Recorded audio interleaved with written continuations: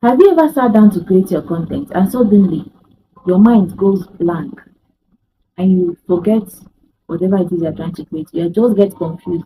You do not even know where to start or how to go about creating your content. You just get confused and you start thinking of new ideas, you start struggling, don't just know what to create.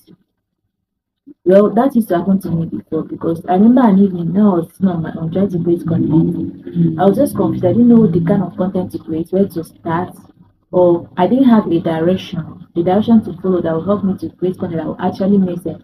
Because it's not just about creating content, it's about creating content with direction. Not just creating anything randomly. You need to create content that follows a particular pattern that's leading somewhere, not just content that's just there to stay without having any particular thing that is doing for you in your life. So that's where the content buckets come in. Today, I create content now without having any issues or feeling overwhelmed or feeling as if to say that I'm confused or I do not know where I'm going, I don't know where to start, I don't know how to go about it by using content buckets. My first content bucket is authority building. In this, you create content to build an authority in your niche. For instance, as a social media manager, when building authority in my content, I try to show that I am the leader in this particular skill that I have. I show that I'm best in what I do and nobody else is better than me.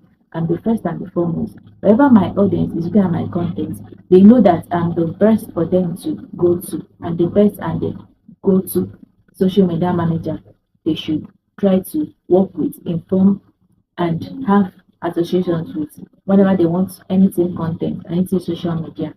Then secondly, the bucket I go to again is relatability. In this content, I try to relate with my audience, show relatable posts, the journey.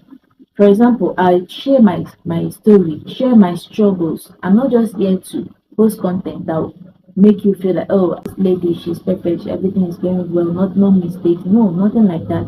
I share my problems, my shortcomings, the kind of thing that drove me, that kind of thing that made me to go forward. And people relate with it. It's not always about sounding perfect all the time. Sometimes you share the mistakes that you made, the things that made you to go back on this and how you grew from it. Because in this life, you not just win and win, and sometimes you fail. It's okay to fail, and when you fail, you rise up and go ahead and continue trying to win, to make success, and to be successful in every other thing that you are doing. The next content bucket is where I share my values. In this content bucket, I try to share what I know with my audience. I try to give them feedback on how they should go about doing this, achieving this. If they have any problems, I try to share my own insight.